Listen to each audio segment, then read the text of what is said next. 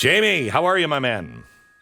I laughed so hard at that intro you did for me because it was like I felt the same way. I was like, oh, tragic. No, I'll be funny. Everything's fine.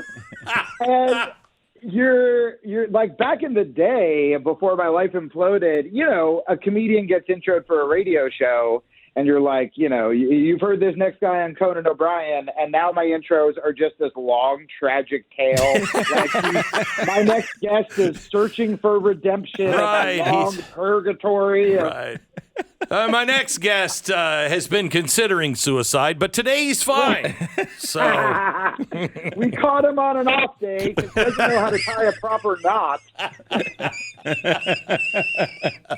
But man, I'll tell you, you did say something, and we covered this on your podcast, but you did say something so wild, which is me being painted as this sort of outside thing to be examined is so bizarre because, like, nuance shouldn't be edgy. Having multiple opinions on different issues shouldn't be controversial. And the fact that I feel like the people, and you've gotten this too, who get the most thrown under the bus now, and don't get me wrong, I used to be that way. I used to be like, pick a side and start losing friends like the rest of us.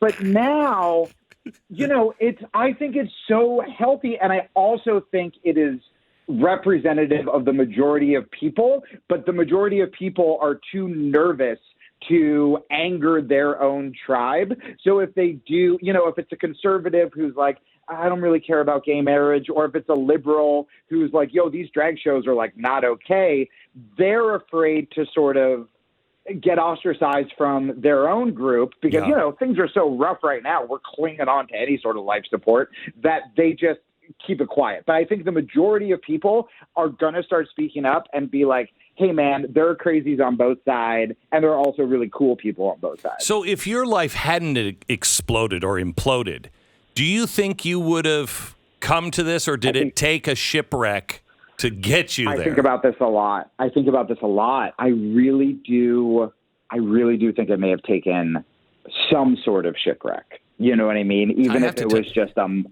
yeah. I have to tell you, I think, I've said this all the time when, I'll be at church and they'll be like, oh, share your testimony. And I'll be like, yeah, I really feel sorry for you guys that you didn't have a life that imploded because I really needed redemption. You know what I mean? Yeah. I really needed to find it. And I don't know if I would have actually found it if it wasn't, if I wasn't on a ledge. Yeah. And I'll tell you, I know I'm supposed to be funny, but I think this is important. No, be you.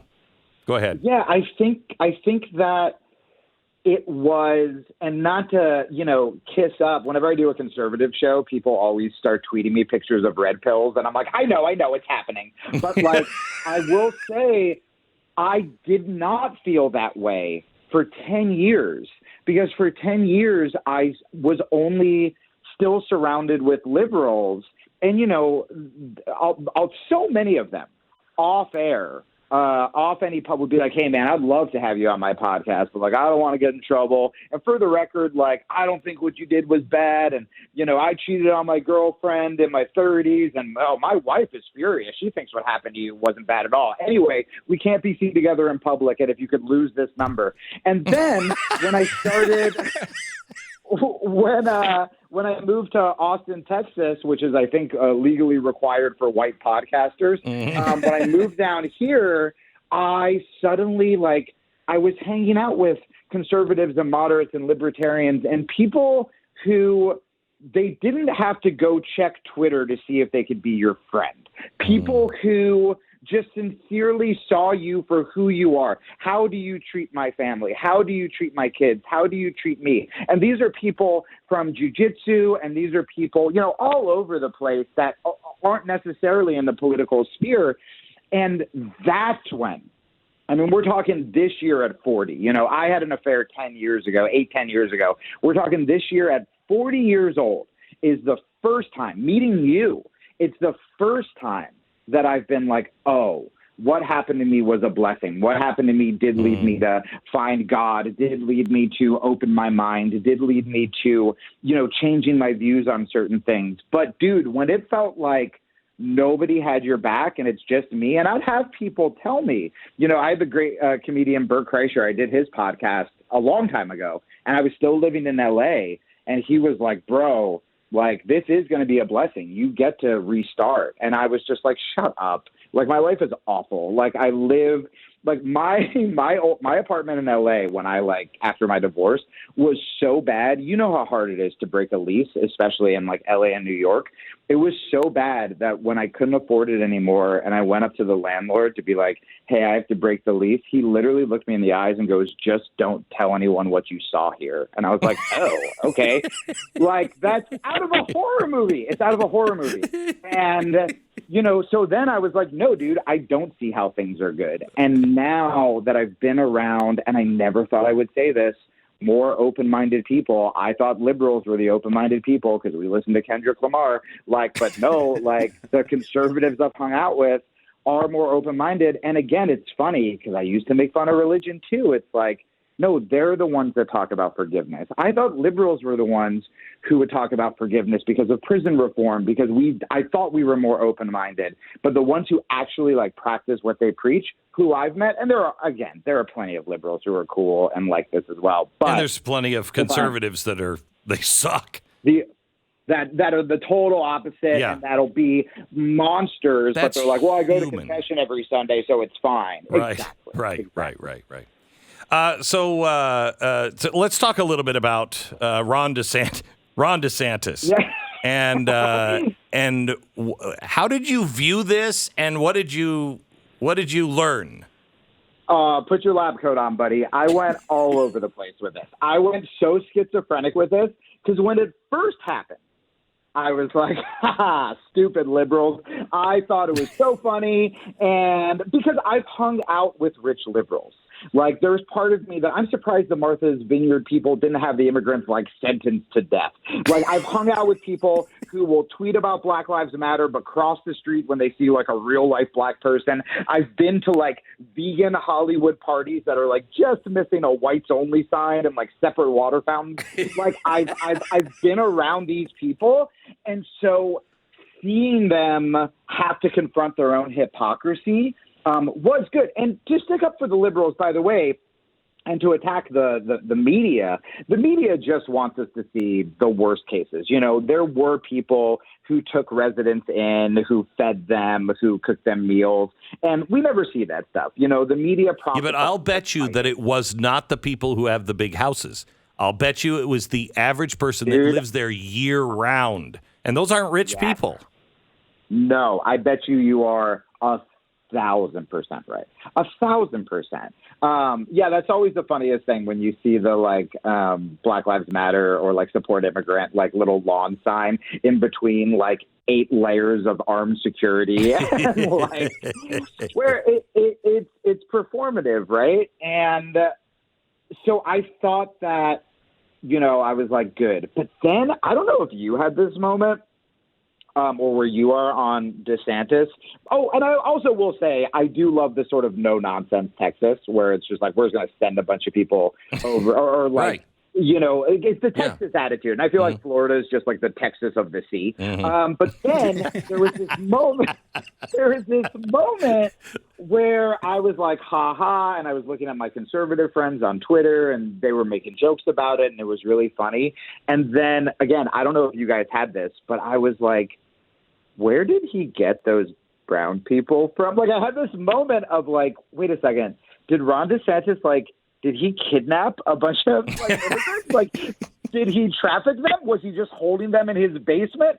I had no idea where. And that, by the way, that's the most Florida man thing you could do is just kidnap a bunch of immigrants. The only thing that would have made that more Florida is if he had an alligator guarding them. I was bro, just hire actors. Just hire Mexican actors. It's very in right now to cast Latina X or whatever they're called. don't take real starving, desperate people and trick them just to own the libs. Like, I would have rather Ron DeSantis put on an offensive Mexican costume and a little fake mustache and just gone to Martha's Vineyard himself. It would have been great. But that was one of those moments where I couldn't let myself fully get wrapped up. No, wait a minute. But wait a minute. He didn't, and everybody signed a release for him. They knew where they were going. Come on, man. You wouldn't want to I'll claim to be an illegal if he'll send me some tickets to go to Martha's Vineyard. Well, yeah, but then you do ask yourself questions, right? Where you go, what I had to do was take myself out of it and go and think about being. I mean, it's the Christ thing, right? Where you just go, okay, what's it like to be those people? Yes. And I think that it is. We are so used to looking at the news through the lens of social media where it seems like a video game. And as a video game, that's hilarious. And Ron won. And the liberals look ridiculous. And I will give Ron DeSantis credit as well, which is this is what it took the media. This is how far we had to go to get the media to cover this crisis. And yes. I was also really surprised because I asked on Twitter where I was like, hey, did Ron DeSantis just kidnap a bunch of Mexicans or whatever, Venezuelans, whatever? And a lot of conservatives who I thought were essentially just build a wall, not my problem, I don't want to see them, were actually giving me very heartfelt responses where it's like, no, dude, of course we don't want to see immigrant families starving. It's just the system has been so broken that this is what happens, right? I have to tell you, both sides. When the response from the left and the media has been so telling, they keep saying, all these cities keep saying, they're sanctuary cities. We don't have room. Wait, you're New York. You think a little teeny town of 20,000 people can handle 25,000 people that just came across the border? And you don't even talk about it. You don't talk about the fentanyl. You don't talk about the actual smuggling of humans, the rape that is happening from these drug cartels as they're bringing people over. It's a horror show, and they don't care. I'm so glad you said that, because this reminds me. Because I was thinking that when you said New York, I started thinking about L.A. And there was part of me that was like, God, L.A. can just build houses for TikTok influencers. Why don't we help real people, right? But I remember the last time I went to L.A., which was just a couple weeks ago. It was bad. I mean, the homeless problem was just as bad, if not worse, than you do see on social media. And I had this heartbreaking moment because, again, if you look at stereotypes of the left and of the right, you have liberals saying, hey, man, don't worry about it. Let them build the tents, let them, and they're doing it under the guise of we're being compassionate. Correct. And then you have conservatives, which I've seen, who just go, ew, gross, look at this. Look at what a disgusting mess this city has become, blah, blah, blah. And what's not happening in the middle is legit compassion, where when you walk by these people, seeing them as people, asking yourself how we got here, and then looking for a solution, right? So you have politicians like, I think his name is Michael Schellenberger, who tried to... Yeah, he's great. Dethrone Newsom. He's great. And he was a big liberal, and all of my friends on the left hated this guy. And so when I researched him, I thought he was just going to be march the homeless into the ocean. I thought he was And I started reading what he's trying to do. And it's no, this dude is actually willing to be hated and is trying to say, don't put them in tents, don't put them in hotels. It literally doesn't work. You believe in science, liberals? Look at the stats. It doesn't work. Yeah. We have to get them into treatment. We have to help them. And very similar to what you were saying about immigration, where it's just I feel like the left is so good at pretending to care, right? And pretending to be compassionate. But it's man, if what we're doing isn't working, and in fact making it worse, we have to look at the other side.